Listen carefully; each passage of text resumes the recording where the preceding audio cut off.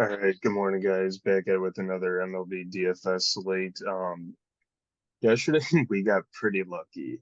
Um, if you tailed, you were sort of cashing already, but Corbin Carroll is a hero. Two RBI single to win the Diamondbacks the game and to really win for us.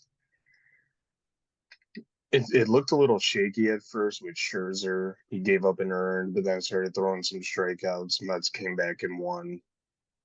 I think Tatis roided up again for us. So shout out to him. Give me some takeaways from yesterday. Um, Gaussman, I mean, he's got to be front runner for Cy Young at some point. He's looked pretty insane. Um, but Scherzer kept up with him, which we were hoping for at his price. I think they hit about the same value. We missed some pieces of the Padres. I mean, I saw Kim was leading off, and I was like, probably try and fit him, but didn't get there. Getting like 20, pretty chalky. I think the optimal was a 3-3-2 with here. Let me just pull it up real quick. Uh, yeah, three D backs, three Padres. Gary Sanchez, he had back-to-back home runs. I guess he's back. Uh, and then many of the Mets. But it was a pretty fun slate, I guess, for a four gamer. Chalk was kind of annoying, but absolutely the opposite kind of slate today. Massive, massive slate. Not much ownership going anywhere, so should be pretty interesting. Hasn't Gary Sanchez been DFA'd like three times this season already? Yeah, no, it was a for a four gamer. Somehow was kind of fun. Cattell Marte did good too. Carroll, those 10 points that he got, one for five with two RBIs. That's how that solidified everything. So that made things a lot better. Um, I was gonna say something else. I totally forgot. This slate is very weird, but it's interesting. Their pitching is kind of okay, and then the stacks, there's a little bit of stuff that you can do sort of differently. So let's just jump in. So pitching, Valdez, Otani, Wheeler, Webb, Clayton Kershaw, Castillo, Verlander, and then it kind of drops off. This gets a little interesting. The way that I see it, flip a coin, pick Framber Valdez, pick Shohei Otani. You're good to go. Is there anyone else that kind of stands out? It's kind of tricky because all the aces are the top guys. They're kind of in some tough spots. We just saw this Valdez Otani matchup at the beginning of the month. Both did pretty well. I think Valdez got the upper hand, went 8 innings, 12 Ks, I think. Let me see if I can find that. Yeah, 8 innings, 12 Ks in the win, 67 fantasy points. So he's definitely in play again. Webb, I don't love his price tag, but he probably has the best matchup of these top guys. Without Mullins in the lineup, Baltimore's pretty meh, especially against right-handed pitching. Wheeler, sure. I think I'd rather just play one of the other guys in the price range. Some very favorable hitting weather in Washington today. I think it's almost 90 degrees at first pitch, so I think I'd rather go somewhere else. Kershaw probably makes the most sense at 10-3. He has looked shaky in his last couple of starts, but I think he could probably go six, get you the win here against the Yankees. Castillo, sure. I just we never get him right. Kelly, no thanks. Just there's so many top arms on the slate. I don't know if I can pay 10-1 for Kelly. Same with Ober against Cleveland, who just has very low strikeout percentages. Verlander, Toronto's been pretty disappointing the last couple slates. I think people were on them I mean, they hit a couple out yesterday, but that was literally all they did, scored 3 runs. So Verlander could be a nice play. Waka at 9,300 looks pretty good. The Cubs are throwing out Talion, so I think the Padres can give him some run support. Hopefully, get Waka the win. He's got 5 straight quality starts. John Gray plays Seattle, who he just went 7 innings, 8 Ks on at the beginning of the month for 52. So could see him being a fine play. And then not much else below that. I don't think. I don't think I would go below Gray. Yeah. Um, gun to my head, besides Shohei or Valdez, I'd probably just go Kershaw. You were saying in you were saying New York, the weather isn't that great, so it'll be Well, I better mean, they're for. playing in LA, but it's only going to be like 60 Oh, degrees. So oops, yeah. Um, that is I shouldn't say only. Castillo, $100 cheaper than Clayton Kershaw, so that I kind of understand. Decent matchup. I know Texas has been pretty good this year, but it's also Castillo. We kind of know what he's capable of, but whenever we play him, he decides to not be himself. I do, after kind of thinking about it more, I kind of like Waka a little bit just against the Cubs, but I mean, we went Senga against the Cubs. That's my only issue. And the Cubs can, as much as I hate to say it, the Cubs can get hot. If you want to be on the safer side, just pick Shohei or Valdez. You can't really go wrong there if you want to get a little different because Framber Valdez is projected for 15%, Shohei 16. The next highest guy is Kershaw, then Castillo. Do you like Charlie Morton at all? I mean, Arizona isn't bad and they've been on a little win streak. I don't know.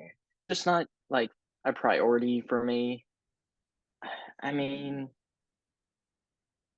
again, like there's just so many so many good arms on the slate. He just is like in that second or third tier of guys.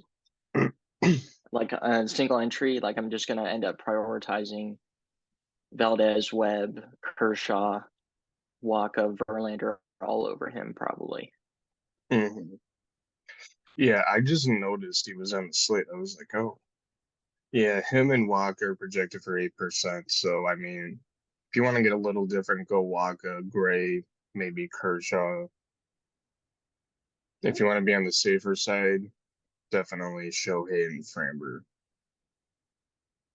Um, let's move on to stacks. This is where it really gets interesting.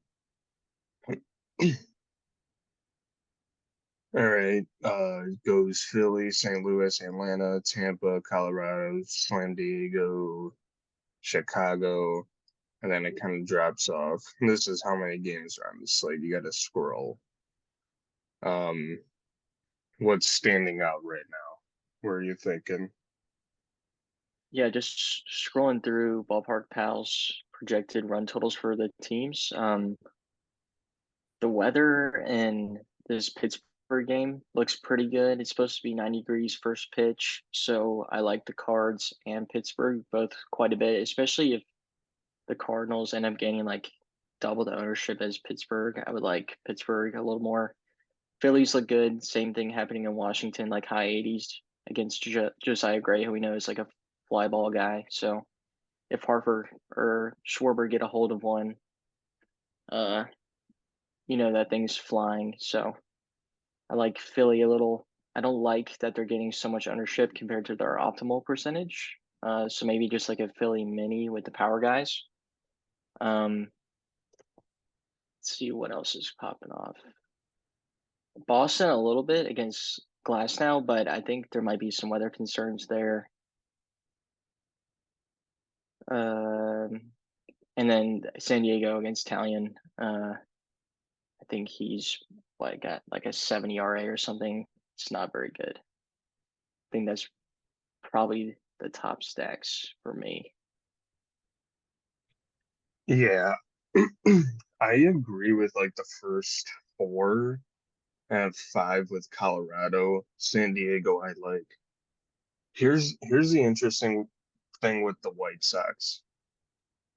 Hear me out, and you have to hear me out because they did good on Bezos night. They're playing this pitcher named Reese Olson. I've never heard of him. Second of all, it's Detroit. So that intrigues me a little bit. Now, on the other side, Detroit is playing Mike Clevinger, whatever the hell this guy's name is. And he's known to give up some power. So I'm not saying you should prioritize Detroit in any way. If you find a way to get a couple bats and then do whatever else, and the Detroit bats do well, you'll be fine. I don't know this Chase Anderson kid, but Kansas City looks like they're in a decent spot. I don't think Chase Anderson has been good at all.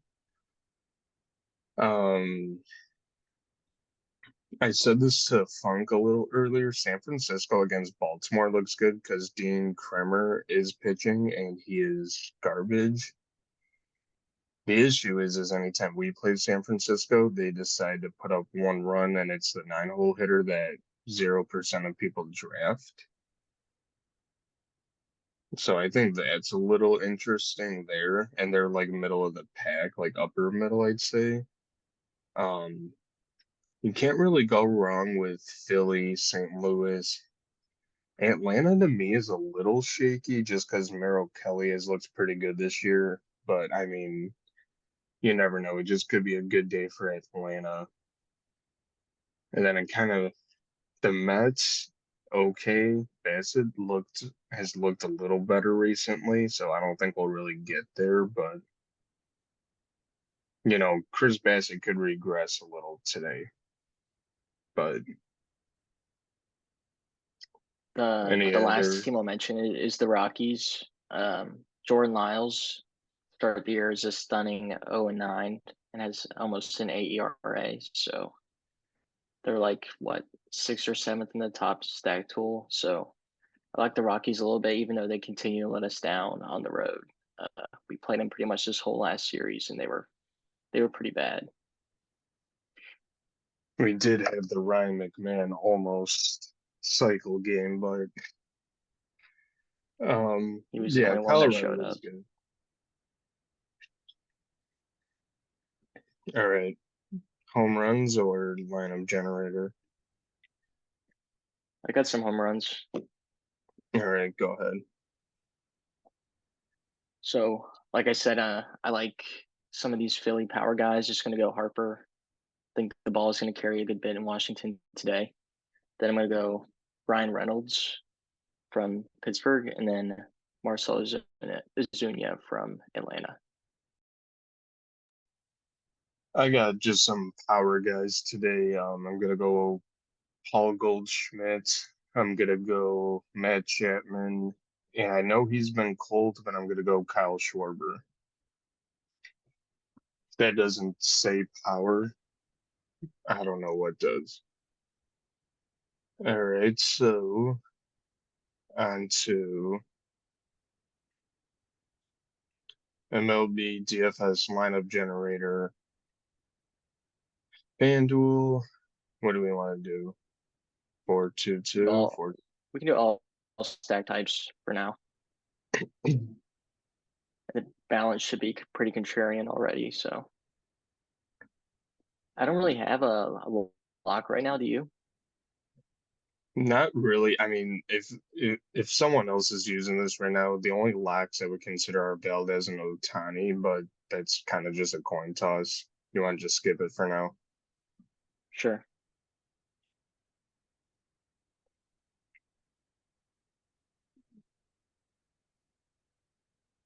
Is it Not a too bad. 4-3-1?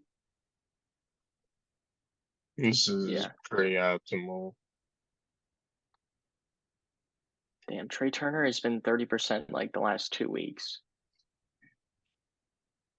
I It's just never play him. it's a lovely price tag there. This isn't that bad, but McKinstry as a one-off, I mean, I don't mind this lineup too much, if I'm being honest. You got some power in Goldschmidt, Arenado. If Turner actually has a good game. Is Jordan Walker back? Yeah, he is actually. I saw something on Twitter yesterday. That's All right. interesting. I didn't know that. So if you end up liking a lineup, let's say, and you're gonna play 20 in a contest, you can just so it shows that we got 80% Trey Turner. Goddamn, okay. Real Muto, Harper, Schwarber, Otani pitching, and then you can see our exposure, and it actually has the lineups here. And then I'm just seeing what the thing got to. All right. And then you can export it to a CSV, so then you can just upload them from your computer. So that's a nice little tool there. Um, real quick, Pick'em Pro. So this is what it's showing right now. Corbin Burns under strikeouts, Zach Wheeler over strikeouts, Danny Burgers over a total base, Garrett Hampson over a total base. So so today there's no hockey until tomorrow, no basketball until Sunday. So we're kind of stuck playing with MLB props. But I mean, you can just scroll through and find props you like. And there's so many pages, you can just go back and forth and figure out what you like. So this is a great tool to use. If you're struggling on prize picks, if you want to go on underdog, they got certain play like kind of similar plays as well. No house advantage, same thing. They're usually pretty similar. I don't know who this Tyler Nevin guy is, but whatever. You can just scroll through. I have it ranked by the win percentage. So a lot of times if you see the stuff posted on the Twitter, it'll be the top stuff. Sometimes I'll like see just an example of Corey Jolks to get one like total base. Sometimes, it's not the best win percentage, but sometimes I'll like those for whatever reason. Probably not today against Otani, but sometimes you can just get a little different, scroll down, see what you like. I'll put that in the description if anyone wants to get started. I actually think they have a sale going on still. It's like half off your first couple days or week or something. So something interesting to look into. Wrap this up for us. Any final thoughts? Yeah, I mean, it's just another massive slate. Not really any condensed ownership, it looked like, besides maybe the Phillies guys, the top of the lineup.